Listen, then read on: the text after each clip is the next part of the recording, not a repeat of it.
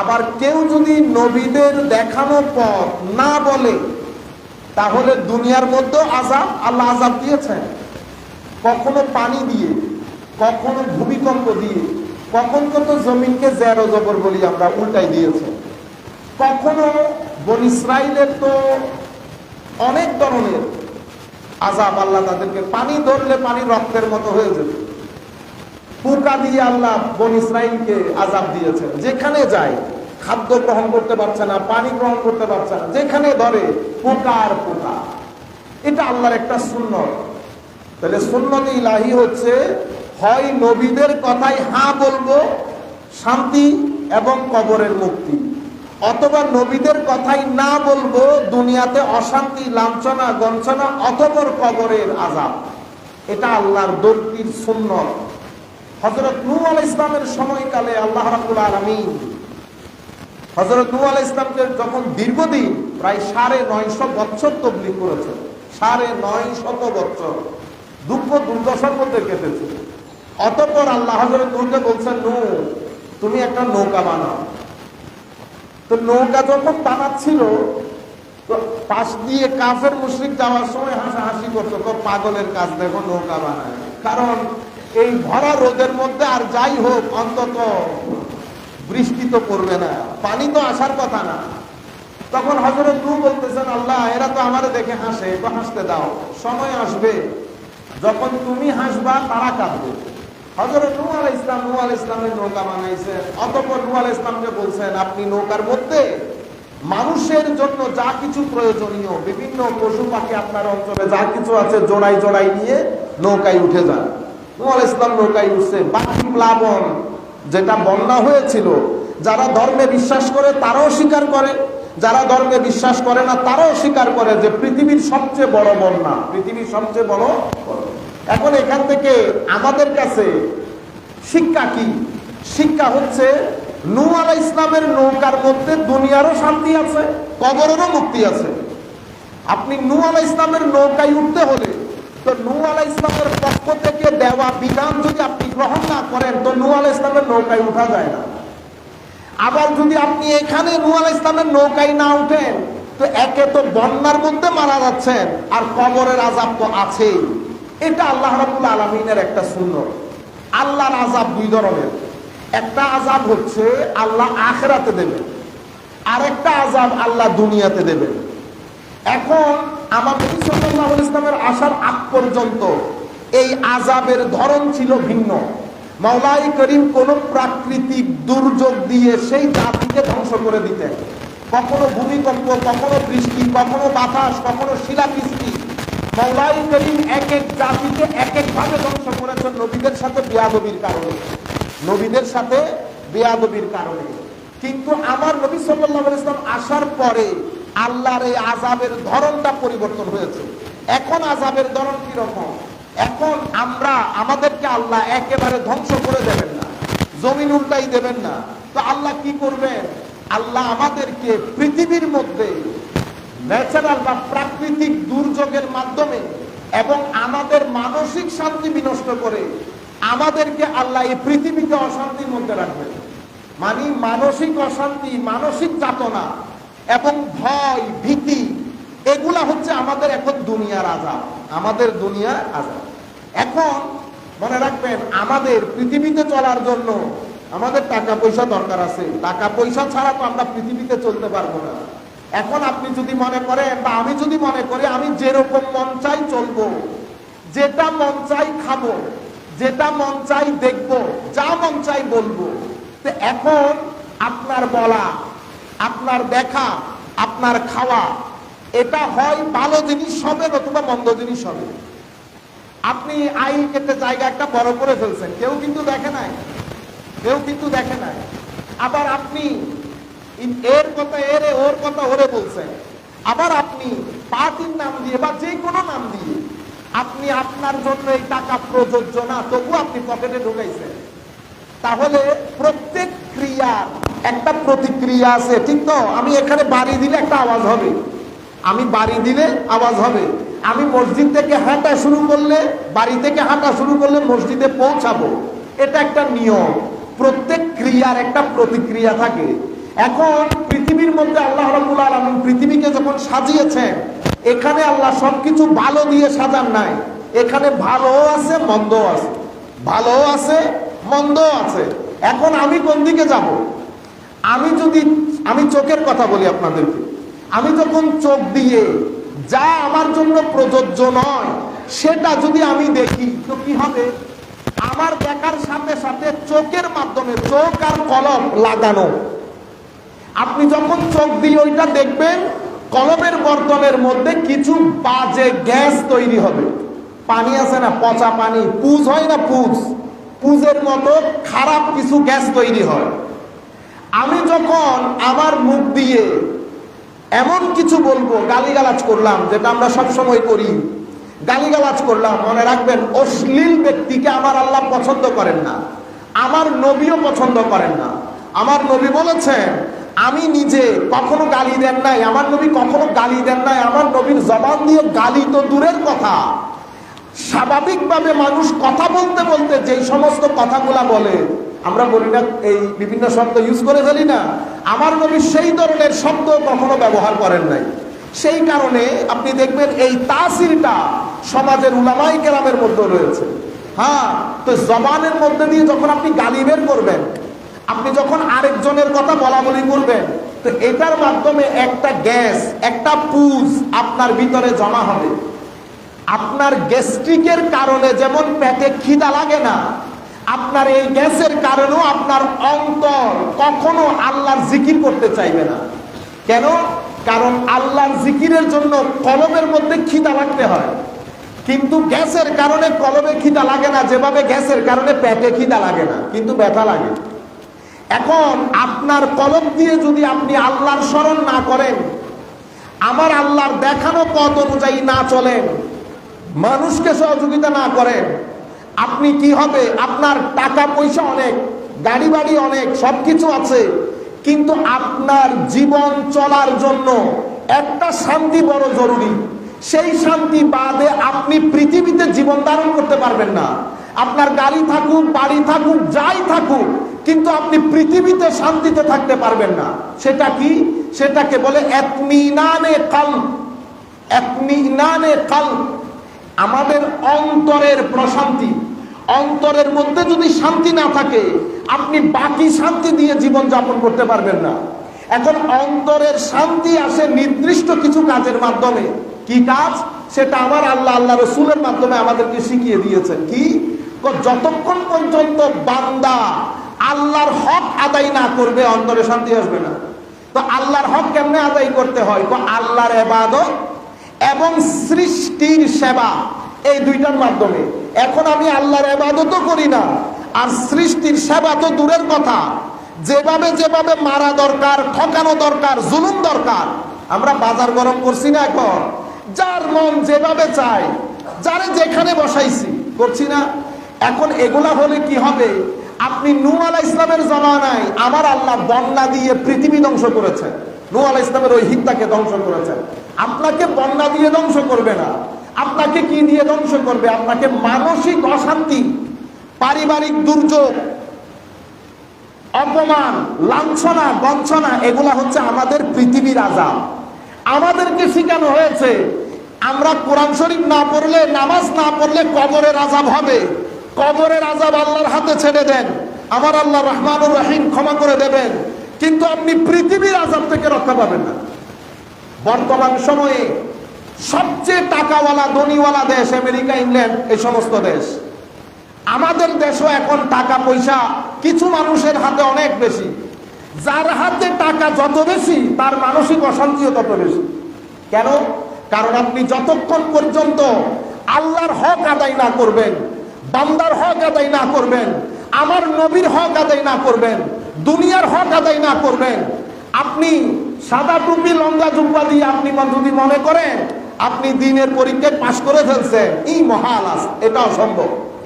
আল্লামা ইকবালের একটা কবিতা আমি আজকে হঠাৎ করে পড়তে পড়তে, আমার আল্লামা ইকবাল খুব সুন্দর করে বলতেছেন, আল্লাহুম্মা সাল্লি আলা সাইয়্যিদিনা মুহাম্মাদিন ওয়া আলা আলি সাইয়্যিদিনা মুহাম্মাদিন বারিক ওয়া সাল্লিম। खबर नहीं क्या है नाम उसका, खुदा फरीबी के खुद फरीबी, अमल से फारिग हुआ मुसलमान बना के तकदीर का बहाना।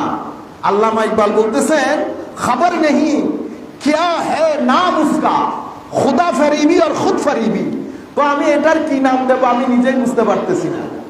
এটা কি তুমি নিজেকে নিজে ধোঁকা দিচ্ছ, না তুমি মনে করছো তুমি আল্লাহকে ধোঁকা দিচ্ছ?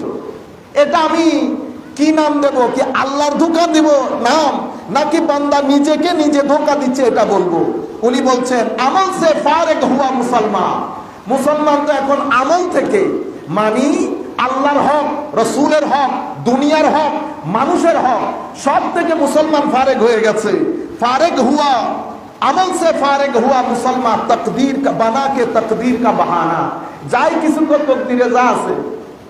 আরে ভাই তকদীরে তো আছে, কিন্তু ঘটনা তো আমি ঘটাইছি, ঘটনা আমি ঘটাইছি। আমি আমার কথার মূল বিষয় যেটা আপনাদেরকে বোঝাতে চাচ্ছি, এটা আমাদের জন্য বড় জরুরি। আমরা আশিক রাসূল দাবি করি না, মিলাদুন নবী সাল্লাল্লাহু আলাইহি ওয়াসাল্লামের মাহফিল করি না। আপনি মিলাদুন নবীর মাহফিলের সময় টাকা উঠান নাই? এগুলা বলার জন্য, এগুলা বোঝার জন্য আপনার কি বিশ্ববিদ্যালয়ে পড়তে হয়? এগুলা তো একটা কমন সেন্স। আপনি হিন্দু, বুদ্ধ, খ্রিস্টান সবার থেকে টাকা উঠান নাই? সবার থেকে টাকা উঠাইছেন, মাহফিলে টাকা বেঁচে গেছে, সেই 10,000 টাকা আপনি পকেটে ঢুকান নাই? সেই আপনি আবার প্রথম সারিতে এসে নামাজ পড়েন নাই? আপনারা বুঝতে পেরেছেন? খেলাফত খেলাফত খেলাফত মানে মনে হয় যেন জিন্দা আল্লাহর ওলি, বাইরে থেকে টাকা আসে নাই, সেই টাকা আপনার পকেটে ঢুকে নাই। আপনি কিসের ভিত্তিতে একটা ব্যাংকের মহা অ্যাডভাইজার, ইসলামিক ফিকহের আপনি দশমিক পর্যন্ত বুঝেন না? আপনি ওই চেয়ারে বসেছেন, 5 লাখ টাকা আপনার ব্যাংকের মধ্যে ঢুকেছে, সেই আপনি এসে আমাদেরকে জুমার মসজিদের মধ্যে তাকওয়ার দরজ দিয়েছেন। কিসের দরজ? তাকওয়ার দরজ। আবার বলে মৌলবীরা দাওয়াত করতে যায়, কেউ বাইরের টাকা, কেউ ভিতরের টাকা। আমরা না দাওয়াত করার সময় আমি পড়ছি খতমে বুখারী পরিপূর্ণরূপে, আমি গ্যারান্টির সাথে বলতে পারবো আমি পড়েছি। আজীব এক ধোঁকাবাজি। যখন সোসাইটির প্রত্যেকটা সেক্টরের মধ্যে ধোঁকা হবে, তখন জমিন থেকে আল্লাহ আস্তে করে ইতমিনান তুলে ফেলবে। শান্তি, টাকা থাকবে, পয়সা থাকবে, দম দৌলত। আপনি আজকে সমাজের রিক্সা ড্রাইভার থেকে শুরু করে উপরের শ্রেণী পর্যন্ত, কারণ আমাদের কাছে তো সব ধরনের লোক আসে, রিক্সা ড্রাইভার থেকে শুরু করে উপরের শ্রেণী, প্রত্যেক ব্যক্তির কাছে একটা স্লোগান, শান্তি নেই। কি নাই? শান্তি নাই। আর শান্তি থাকবে না কেন? আপনি গ্যারান্টির সাথে আপনাকে বলতেছি, আপনি কোরআন শরীফ খুলে পড়তে হবে না, আধা ঘন্টা দেখে থাকেন, শুধু দেখে থাকেন। আপনি যখন কোরআন শরীফ দেখবেন, আপনি যখন ভিতরে আসবেন যে এটা আল্লাহর কালাম, এটা আল্লাহর কালাম, এটা আল্লাহর কালাম, দেখবেন ভিতরের মধ্যে কি একটা শান্তি। কেন? কারণ চোখ দিয়ে নূর, কোরআনে পাকের নূর যখন ভিতরে যাবে, মাছ যেমন পানি পাইলে জিন্দা হয়, তো নূরের সাথে সাথে কলম কথা বলা শুরু করে। আপনি 7-8 ঘন্টা টাকা ইনকাম করছেন তো হয়েছে তো, এরপরে এসে আপনি মোবাইলের মধ্যে ঢুকে গেলেন কেন? আপনার আল্লাহর হক আছে তো বুঝাই দিতে হবে। কিন্তু পাঞ্জে গানা নামাজের কোনো মাস নাই। আমাদের এখানে শিখানো হয়েছে শাফাআতে রাসূল দ্বারা ধন্য হবে, বেড়া পার, এগুলো সব বকওয়াস করা হয়েছে আপনাদের সাথে।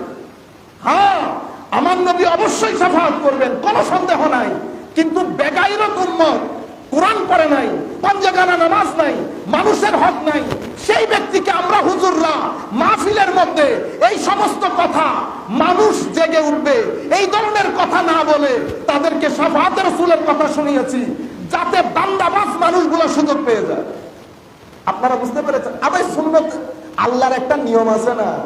আমার আল্লাহর নিয়ম হচ্ছে, আপনি যদি কাউকে ঠকান তো ঠকবেন, কাউকে ঠকাইলে ঠকবেন। আপনি আপনার পুরো পৃথিবী আপনাকে ঠকানি থেকে বাঁচাতে পারবে না। নাম্বার 1, আল্লাহর নিয়ম হচ্ছে, আপনি যদি কাউকে কোনো কাজ সহজ করে দেন, আমার আল্লাহ আপনার কাজ সহজ করে দেবে। আপনি যদি কাউকে সহযোগিতা করেন, ওয়াল্লাহ, আমার আল্লাহ বলছে, আর রাসূলের পাক হাদিসে পাকের মধ্যে, ওয়াল্লাহ ফি আউনিল আবদ, আমার নবী সহযোগিতা করবেন, আমার আল্লাহ সহযোগিতা করবেন, এই কথা বলেন নাই, বলতেছে ওয়াল্লাহ। মাদ্রাসার ছাত্ররা বুঝবে এই জিনিসগুলা। ওয়াল্লাহ ফি আউনিল আবদ, আল্লাহ অবশ্যই সেই ব্যক্তির সাথে তাকে সহযোগিতা করার জন্য থাকেন। কাকে? যে ব্যক্তি মানুষকে সহযোগিতা করবে। আপনি মানুষকে সহযোগিতা করলে আমি গ্যারান্টির সাথে আপনাকে বলছি, জীবনে আপনি ঠকবেন না। আপনার মনে হবে পানিতে পড়ে যাচ্ছেন এই পড়ে যাচ্ছেন, জীবনও পড়বেন না। এটা আল্লাহ আপনার ঈমান পরীক্ষা করে দেখে। যেই ব্যক্তি মানুষকে সহযোগিতা করে সেই ব্যক্তি রুয়ে জমিনের মধ্যে যেখানে যাবে যান, ফেরেশতা দিয়ে আমার আল্লাহ তার খাদ্যের ব্যবস্থা করবে। আমি আপনাকে গ্যারান্টি কিরকম বললে, কিছু ঘটনা তো সব বলা যায় না, কিন্তু এটা গ্যারান্টি আমার আল্লাহ আপনাকে কখনো বেসাহারা ছেড়ে দেবে না। এটা আল্লাহর নিয়ম, আল্লাহর সুন্নত। আল্লাহর সুন্নতের বিরুদ্ধাচরণ হয় এমন কোন কাজ করেন না। আমার আল্লাহ বলছেন সুন্নতুল্লাহ, এবং সুন্নতুল্লাহ তাবদীলও হয় না, তাহদীলও হয় না, পরিবর্তন কোনোটাই হয় না। সুতরাং আপনারা এই জিনিসগুলো মাথায় রাখবেন, তাইলে কোরআনে পাক যখন দেখবেন অটোমেটিক শান্তি আসবে। রুহে জমিনের মধ্যে আমার আল্লাহর পক্ষ থেকে বান্দার জন্য সবচেয়ে বড় দান নামাজ। আমি যখন নামাজ ছেড়ে দেব আমার মন থেকে শান্তি উঠে যাবে। নামাজ পড়বো, আবার কিভাবে পড়বো, খালি আসলাম গেলাম সেরকম না। আপনি একদম প্রথম কাতারে নামাজ পড়ে বড় মানুষকে আর মানুষ মনে করতেছে না, ঘটনা সেরকম না। আপনার নামাজ যখন আপনাকে ভদ্র বানাবে তো মনে করবেন নামাজ হয়েছে। নামাজের জন্য সময় দিবেন, আস্তে ধীরে দাঁড়ান, ওযু করেন, আস্তে ধীরে তওবা করেন, এরপরে ফিলিংস থেকে নামাজ পড়েন, শুধু তুতামনার মতো না। আপনি আল্লাহর সামনে দাঁড়িয়ে আল্লাহু আকবার যখন বলবেন, আপনার পুরা 360টা হাড্ডির ভিতরে খবর যাইতে হবে যে নামাজে দাঁড়াইছে।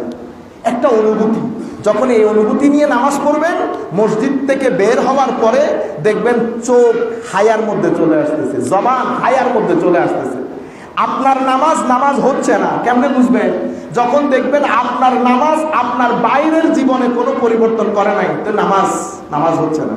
আমি একটা হাদিস বলে বক্তব্য শেষ। আমার নবী বলছেন, মাল্লাম তানতাহি সালাতুহু আনিল ফাহশাই ওয়াল মুনকার, যেই ব্যক্তির নামাজ তাকে গর্হিত কাজ, খারাপ কাজ, জুলম, ঠকবাজি, প্রতারণা, অশ্লীলতা এগুলা থেকে রক্ষা করতে পারে নাই, সেই ব্যক্তির লা সালাতা লাহু, আমার নবী বলছেন তার নামাজ পরিপূর্ণ না, তার কোনো নামাজই নেই।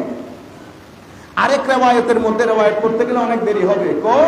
মুসলমান নামাজ পড়ে বের হয়, লা ইয়ানসারিফ, নামাজ পড়ে বের হয়, অথচ সে নামাজের সওয়াব পেয়েছে 10 ভাগের 1 ভাগ, 10 ভাগের 2 ভাগ, 10 ভাগের 3 ভাগ। এভাবে আমার নবী বলতেছে কেউ পেয়েছেন অর্ধেক।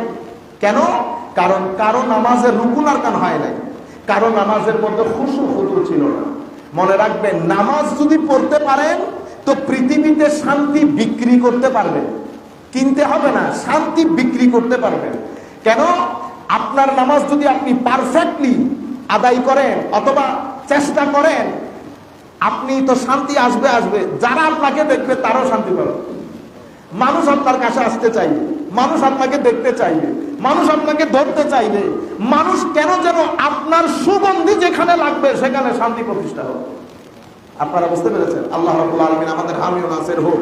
এই বিষয়গুলো আল্লাহর ওয়াস্তে একটু মাথায় রাখেন। বিশেষ করে আমরা এই বাড়ি ওই বাড়ি সব বাড়ির ছেলে, সব বাড়ির কিয়ামতের ময়দানে একজন আরেকজনকে দেখলে আমরা চিনবো না? চিনবো তো। কিন্তু আমরা যদি এই পরিবর্তনটা আনতে না পারি, এগুলো টাকা পয়সার বিষয় না। টাকা কারো আছে, কারো নাই, কারো থাকবে, এটা আল্লাহর ধরতের নিয়ম। সবার টাকা থাকলেও ঝামেলা। আমার আল্লাহ বলতেছেন যার দরকার তারে দিছি, যার দরকার নাই তারে দেই নাই। এটাও তার পরীক্ষা, এটাও তার পরীক্ষা। কিন্তু আমরা গালাগালি কমাই। রাত বিরাত ধরে আমি রাস্তার উপর বসে আছি, ফজরের নামাজ, ফজরের আজান করতে আমার কোনো খবরই নাই। এটা ইনসানের কাজ না। একবার চিন্তা করে দেখবেন, মানুষ তো আল্লাহ মানুষকে আকল বলে একটা জিনিস দান করেছেন। আমার নবী হাদিসে পাকের মধ্যে ইরশাদ করেছেন, ধর্মের মধ্যে যখন দুঃসময় আসবে, সূর্য যখন অস্তের দিকে যাবে, আমার উম্মতের 2টা জিনিস উরওয়াতান, ধর্মের জিনিসগুলো আস্তে আস্তে জমিন থেকে উঠে যাবে, আস্তে আস্তে জমিন থেকে উঠে যাবে। প্রথম যেই 2 জিনিস উঠে যাবে সেটা হচ্ছে আল্লাহর দেওয়া বিধান অনুযায়ী জমিনের মধ্যে শাসন, খেলাফা, এটা উঠে যাবে। দ্বিতীয় যে জিনিস উঠে যাবে সেটা হচ্ছে সালাত, নামাজ। আল্লাহ রাব্বুল আলামিন আমাদের সবাইকে, আমাদের পরিবার পরিজনকে নামাজের হেফাজত করার তৌফিক দান করুন। আমরা বাইরে রোদও পড়তেছে অনেক, মসজিদের মধ্যে আপনারা জানেন মসজিদের অবস্থা। আমাদের হয়তো আল্লাহ যদি তৌফিক দান করেন আবার পরে আসলে দেখা হবে, আমরা আগামী 4 তারিখ হজের খেয়াল আছে, আগামী জুমাটা আমরা অন্য জায়গায় পড়াতে হবে, আমরা এসে আবার বাইরে চলে যেতে হবে। আল্লাহ যদি তৌফিক দান করেন পরে হয়তো ততদিনে মসজিদও হয়ে যাবে। আপনারা প্রত্যেকে যার যার সামর্থ্য অনুযায়ী দেখে থাকবেন না, মসজিদকে দিবেন, মসজিদকে দিবেন। খালি মসজিদে বড় আওয়াজে হঠাৎ হইল তো মসজিদের সাহায্য করানো করিব না, মসজিদকে সহযোগিতা করবেন। মসজিদ যদি স্টার্ট হয়ে যায় আইনি দেহ যে ভালো হতে বাজি গেই বাজি গেল যেই খুলি গেল এই তো বাজি গেলি তারা যারা বানানি তারা লাভ ক্ষতি আছে না, মসজিদ দিয়ে না কি তারা চাইলে এর অনরা নয়বেন না। সুতরাং মসজিদের অনরা যার যার মতো করে সহযোগিতা করিবেন। মসজিদ যে 1 বছর ভিতর আল্লাহ ইতিয়া গড়াই দেয়। আল্লাহ রাব্বুল আলামিন আমাদের সবাইকে তৌফিক দান করুক এবং আল্লাহর দরবারে করজোরে প্রার্থনা সিজদার সাথে মাওলাই করিম যেন খুব দ্রুত এই মসজিদের কাজ সম্পন্ন করার তৌফিক যারা মসজিদ সংশ্লিষ্ট আমরা সবাই আছে আমাদের সবাইকে দান করুন। ওয়া মা আলাইনা ইল্লাল বালাগ। আসসালামু আলাইকুম।